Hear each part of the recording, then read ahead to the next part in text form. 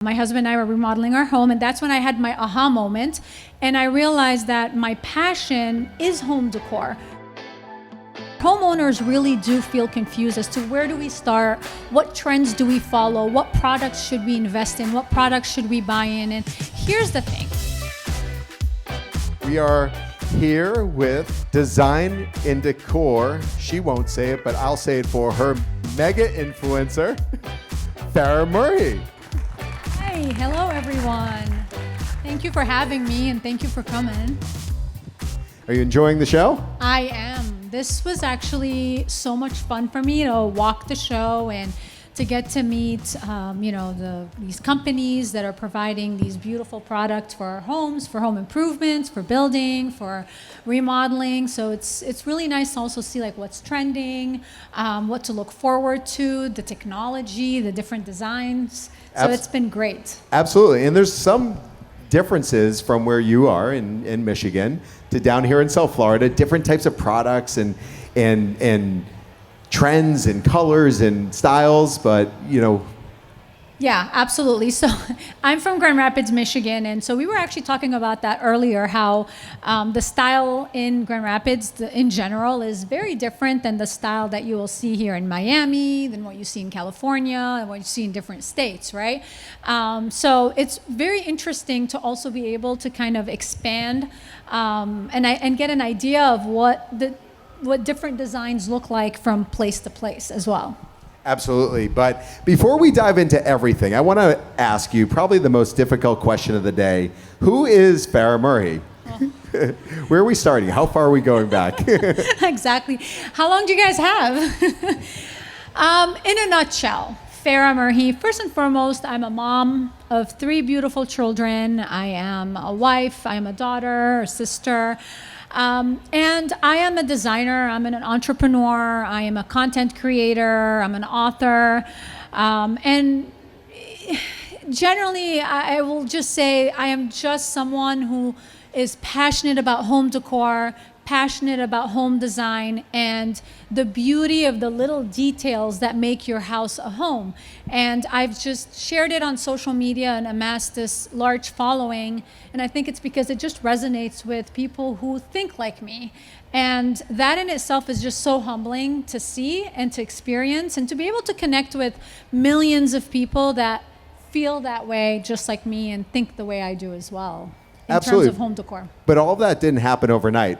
How No. far? When did you get into design? When did you become passionate about design and decor? I wish my mom was here so I can, so she could just, I always say this. So I was born in Congo, Kinshasa, in Africa, and I loved growing up there. I, as a Lebanese, I also lived in Lebanon for 5 years, and living in Lebanon, I got to really experience the beauty of loving your home and being proud of your home and the way you present your home, not only for your family, but making your guests feel welcomed in every special way. There was a pride in that. And so when I moved to the US, I was actually planning to go to law school because I was always like very strong-minded, and my parents would always joke and say, "You'd be an amazing lawyer." So I decided to go for law, and 3 years in, I realized that I was just going through the motions. I wasn't happy with my career choice. And the question became, do I make this decision and step away from all of this time and energy that I put into a career choice that doesn't make me happy? Or do I just continue going through it? So I decided to, take that step back, and it was a very scary time because when you don't know who you are and you don't know what you're passionate about and you don't know what makes you happy, you feel very lost. And it's very hard to describe it to anybody else that's not going through that. It's hard to really connect with that. So it did feel lonely for a while. But what I did was I started to remodel my home. As a little outlet. My husband and I were remodeling our home, and that's when I had my aha moment. And I realized that my passion is home decor. Growing up, seeing my mom loving designing a space and putting little details here and there, it really resonated with me. And I didn't realize how much until I owned my own home and started remodeling my own home. So in 2012, Instagram was gaining popularity. So I launched my account called Inspire Me Home Decor. And I thought to myself, okay, I'm going to share this remodel project, and I'm going to share pictures of homes that inspire me in my style, which is that glam, elegant look that's timeless, but still very warm and cozy and inviting. And if I gain 500 followers, amazing, I'm all set, just for engagement.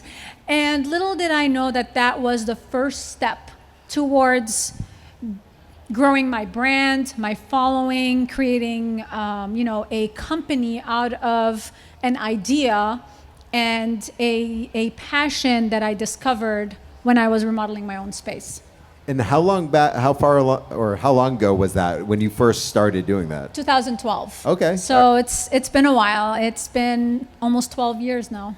And when you took those steps, so you went really straight into content creation and design, or has there ever been like outreach as far as like designing homes, working with individuals? Yes, I did interior design. I did it all. I feel like a little bit of everything because, again, it was a passion that I found and a direction in my life that I was going through, but I still needed to figure out what was the best way and avenue to stick through. So I did interior design projects for clients.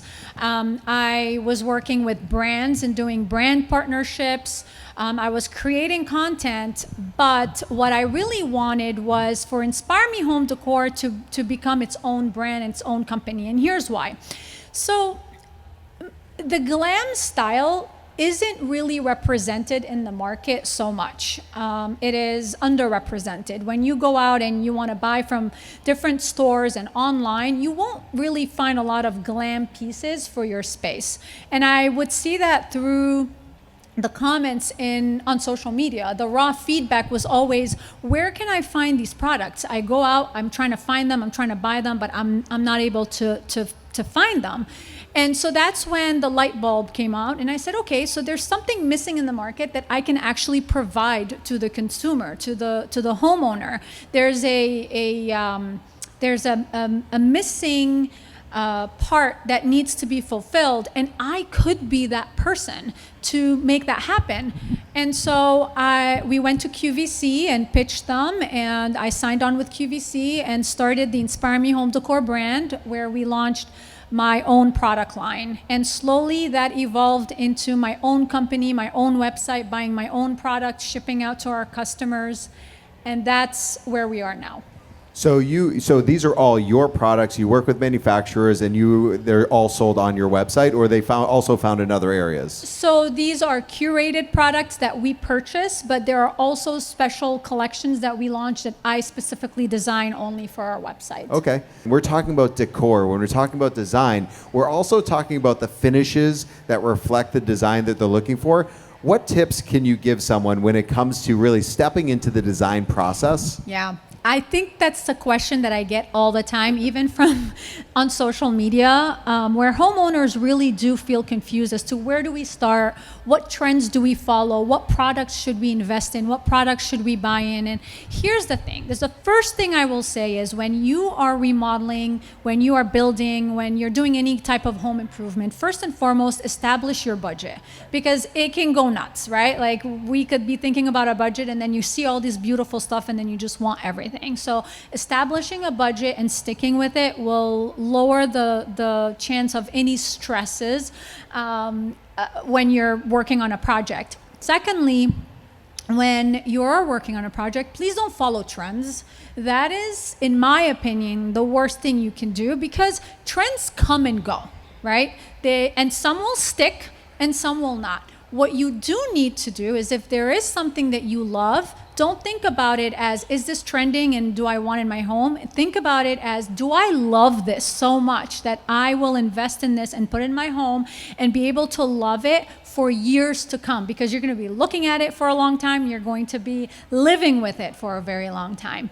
Secondly, when you're designing your space, whether it's indoor or outdoor, think about how you can design a space that reflects who you are, what you love, what you enjoy.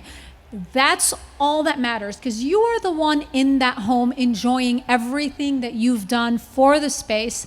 And that's where you're going to be, not only living in it, but building all this memory and enjoying it with your family and your friends. So that is my advice that I would give for anybody that is working on improving their homes, remodeling their homes, building their dream homes. And at the end of the day, always remember that you are the one walking in, and at your home is the space that you feel the safest in. Your home is the space that you feel the most relaxed in. And it's like, at the end of the day, when you walk in, it's like a hug after a long, busy day. So design it so that it reflects that. And whatever that means to you, that's what you need to stick with. Absolutely, because especially when you're putting fixtures in or you're installing something that is more permanent, but ways to incorporate trends. If somebody really loves a trend, but they don't want to take the risk of forever or long term, decor, different types of elements, pillows, colors, paint, things like that could be great elements. Absolutely. And again, if there is a trend and you absolutely love it, go for it. Just know that it might go out of style, and so make that decision based on, this is a trend that I love and this is a trend I can see myself investing in and enjoying for a long time, so I am going to put that in my space. Absolutely. What's your favorite space in your home? Oh, yeah. It changes by day, actually. There are days where it's my kitchen. There are days where it's my bedroom. There are days where it's my family room.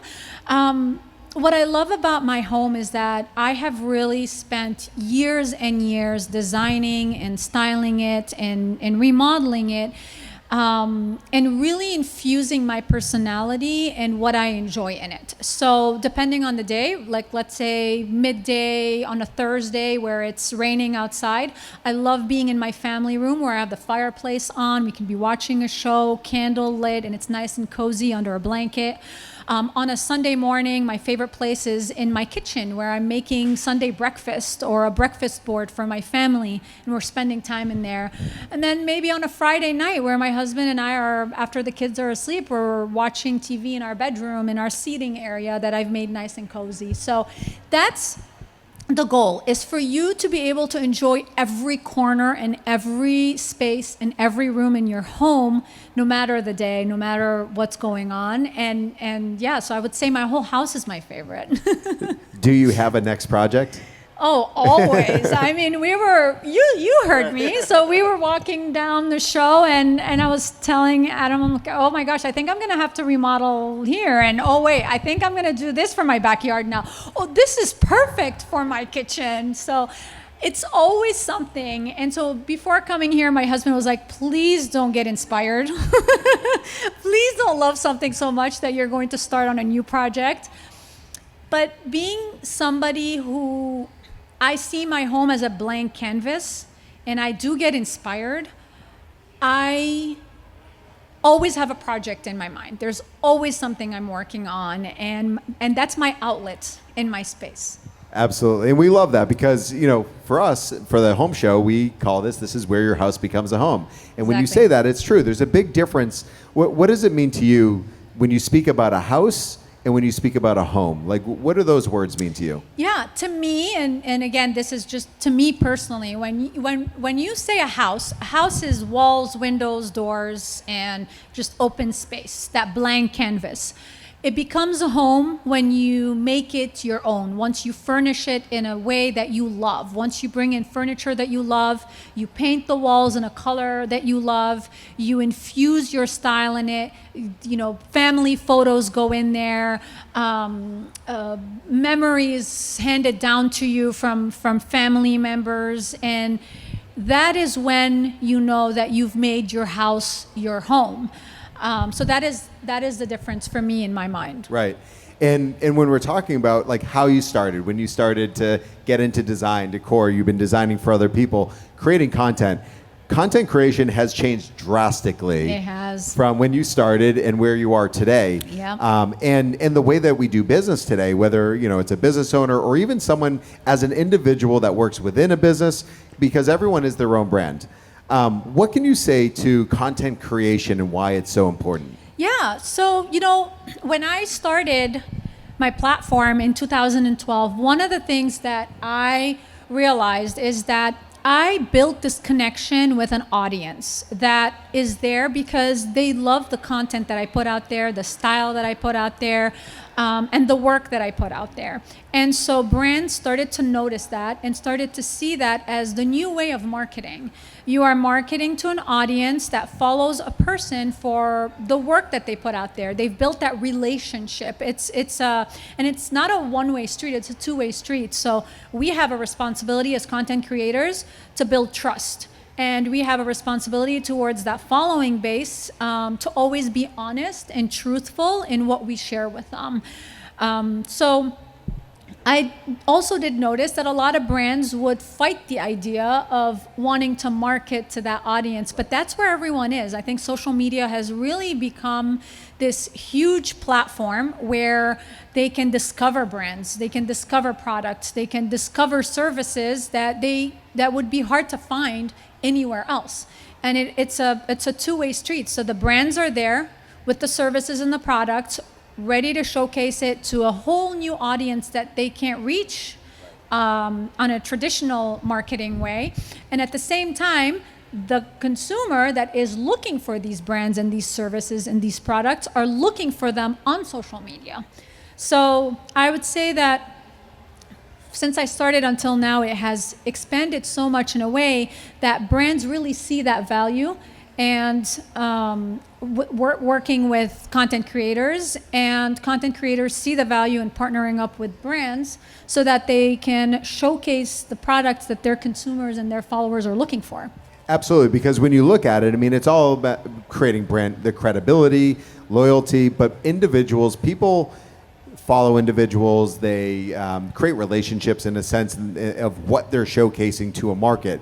And when these brands are able to tap into the content creation, the content creators following and who trust them, that's when things really transpire, because a brand could have a following, but it only goes as far as the people who are looking for their specific product, but being introduced to a product is through individuals who are the creators. Absolutely. And one of the things that I've learned over the years is that it is hard to visualize how products can look in a space. It really is. No matter how much it's, in a picture somewhere, it's a picture of the product, a lot of people in general do struggle in trying to visualize how it would look in their own space. So when you have creators who love the brand, love the products genuinely and organically, and decide to put it in their own space, now they're seeing it in a way where they can actually start visualizing it in their own home as well. And that's when you're going to see that, the purchase, the commitment, or even just the following back and potentially down the road investing in that same product as well. Because that's a big point, because I'm sure you speak with a lot of brands, people approach you, but you also want to make sure it fits you and what you're looking for, because otherwise it's not authentic. No, it is not authentic. It is very important to stay authentic. It's very, very important. And that's why I said it's a two-way street. The content creator, the influencer, has to make sure that they uphold that trust and only showcase products that they truly believe in, have tried for a long time in their space, and really can stand behind that partnership so that they can continue to be able to showcase the product and see results in brand partnerships. Absolutely. So content creation in your platform is your business. What can you say as far as for those who might have a business or they're looking to establish a following? Any tips when it comes to social media, best practices, or things that you see that really connect with the proper audience? Yeah, absolutely. I think, look, at the end of the day, when you want to grow a following, especially when you're a business, in a business setting or a company, consistency is key. Showcasing your products and your services right away is key. When someone wants to look up a brand and what they're selling and what they are putting out there, it's very rare that they go to the website now. Now they really search them up on social media. They want to see their pictures. They want to see, the kind of work they've done. They want to see examples, and that's really important. So it's, when someone goes on your page, make sure that it's pretty straightforward as to what you offer, what you sell, sell, what you put out there, stylized images, videos, partnering up with creators that can best represent your products within their own space as well for visualization, and being consistent with your with the content you post. Absolutely, because when you look at all these brands, like you mentioned, that is their portfolio. Yeah. And people want to hire people who are doing projects. If there's nothing on their social media, they wonder, well, am I the first one? Or if there's no stories, what are they doing day to day? Because also people do business with people, and if people feel like they get familiar or get to know the people who are behind the brand or who they're working with, that's what makes it relatable. Exactly, absolutely. And I do think people are looking for more of that personal connection to a brand now before they buy from them. So at what point through your, from when you started to where you are now, at what point did you really realize I have something here? Like, I have a significant following, they're interacting, they're engaging, like, you have a position as a trusted authority in the trade? I still ask myself that every day, actually. I don't think I've established that. I think, look, I show up every day. I try to be there. I create the content organically. I put out there what's in my heart, and I engage with my following every single day, and that's the best I can do. And I truly, truly try to do my best to show them how much I appreciate them, how much I love them, how much they mean to my journey. And so I think as a business owner, I think one of the things that we've learned is that there is never this, okay, I'm there moment. It's always, how else can I pivot? How else can I grow? What else can I do? How else can I continue to improve? And that's always been my mindset. No, it's amazing. So when you're looking at everything, and we talked about what content creation does, what social media platforms do, what would you say is like the overall number one reason why a business should work with content creators? I think it's just so they can get new eyes on their product, so that they can get creative content that resonates and clicks and showcases their products in a different way that the company would do otherwise. Again, content creators have always been there, engaging with their following, and have built this relationship that is filled with trust. And so when you're showcasing your product to their audience through that partnership, then they are now, your products are being seen by a whole new audience. Right. Absolutely. Yeah. So I wanted to open it up to everybody here. Does anyone have any questions? Yes, I'll step down. Hello. Hi. My name is Jose. I got a question for you. Sure. Do you have in your house a spiritual space? I'm sorry, it was too loud, I can't hear. Do I have? Do you have in your house a spiritual space? Oh, A a spiritual spiritual space. place, yes. Honestly, I think one of the things that I have worked on, and I hope that this answers your question, is that I've worked on designing my home so that wherever I'm sitting, I feel spiritually at peace, right?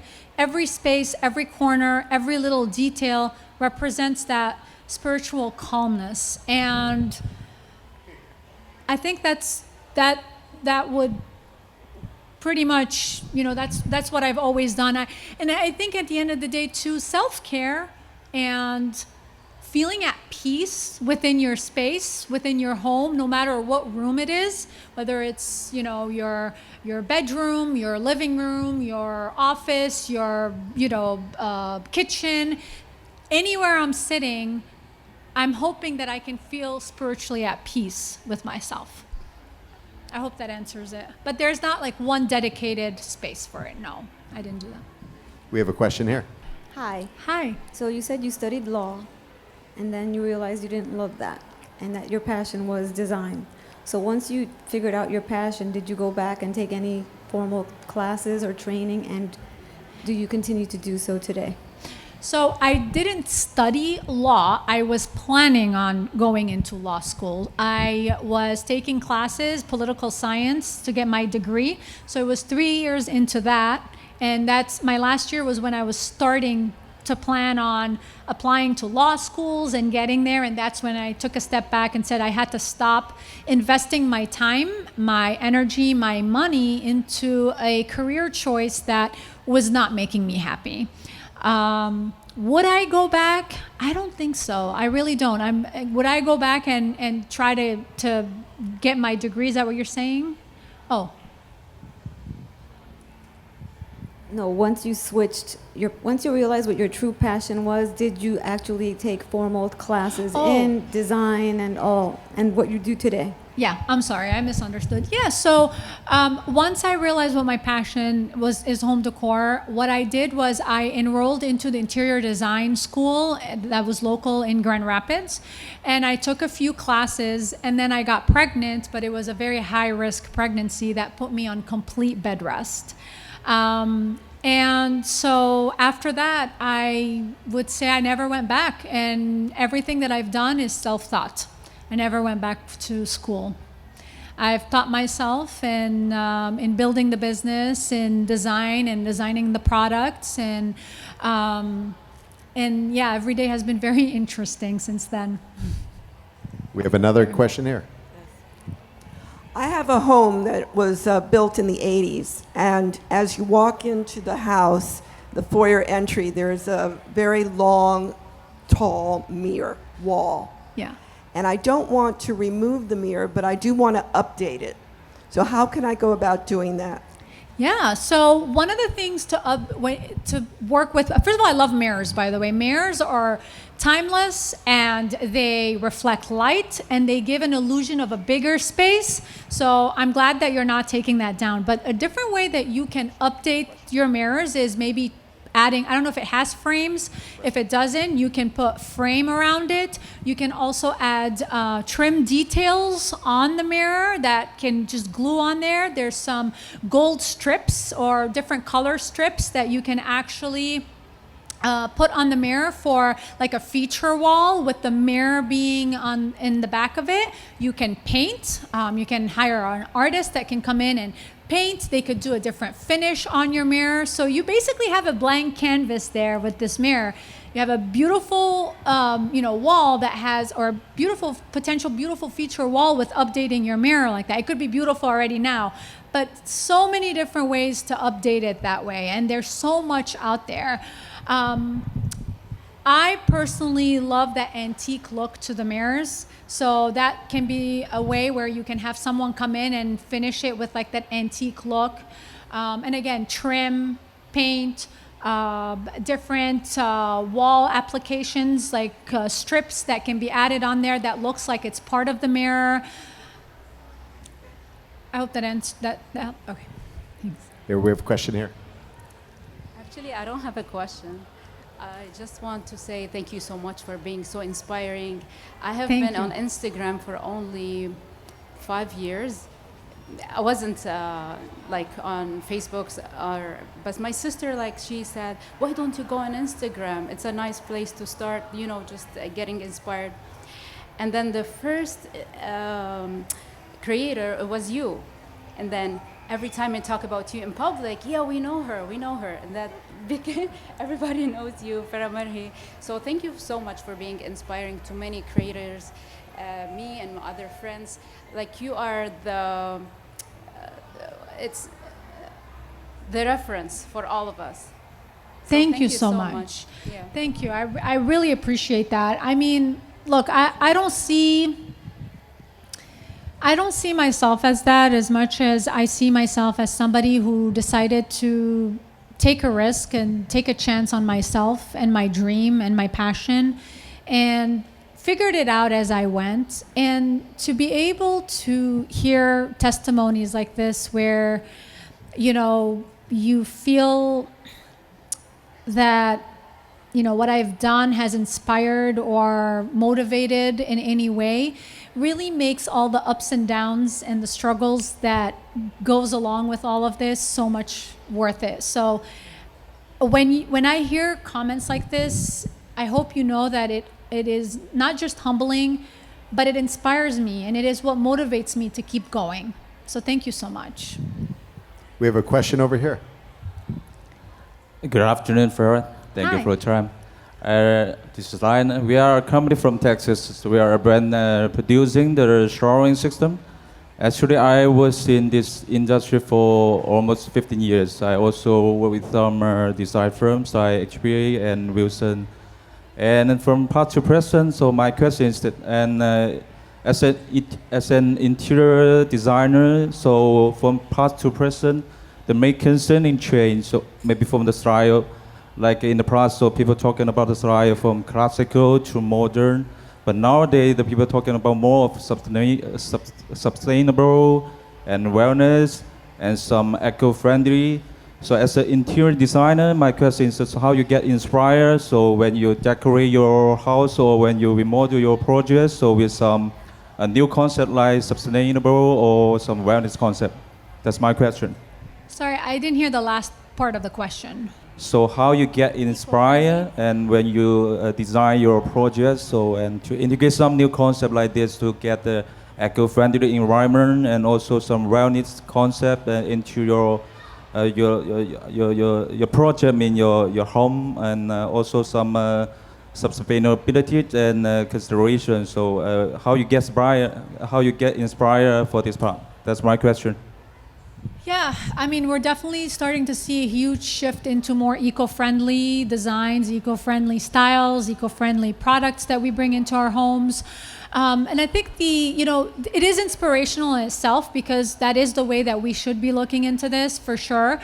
And so the way that I look into eco-friendly and I am able to incorporate it into my own home is that I research the brand that I am purchasing products from or I am working with, or brands that I am able to get products from as well. But at the end of the day, I think there's still a long ways to go. It has just started.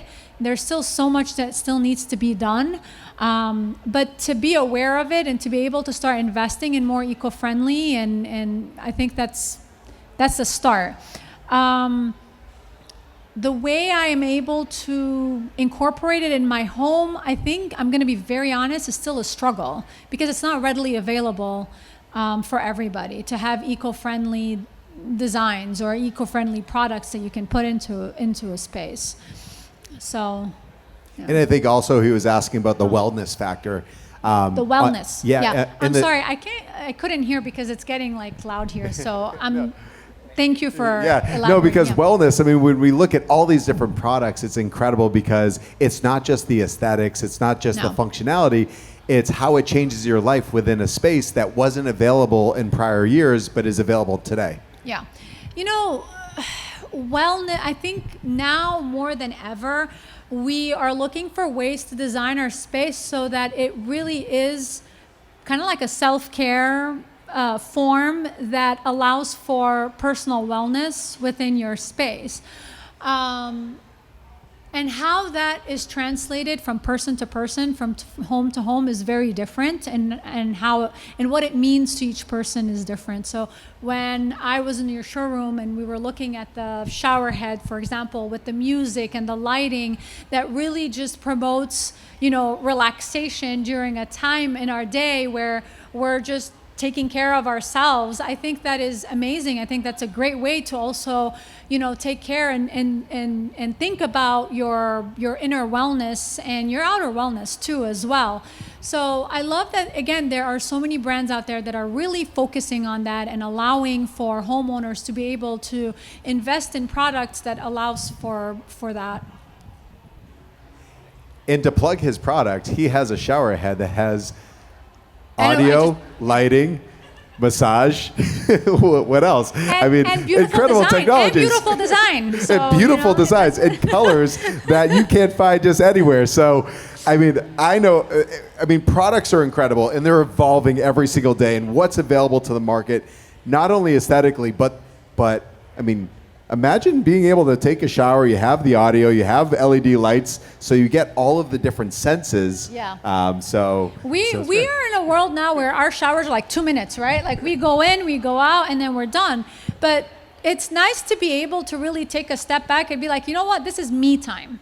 I'm going to take care of myself, and I'm going to go in, I'm going to take a shower, and if there are products out there that allows for me to relax while I'm doing my everyday routine, then what a beautiful way to really incorporate these things in your home so that your home can continue to, not only are you taking care of your home, but your home's taking care of you.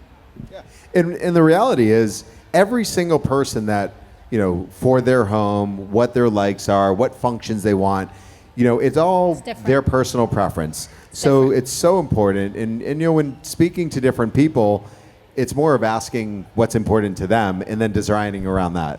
Exactly. It's, when I was working with clients or when my Insta fam will reach out and ask me, how do you think I should design this kitchen, for example? The first question I say is, when you are designing your space, don't just think about design and don't just think about aesthetic. Think about functionality. Functionality is very important. What is functional to you?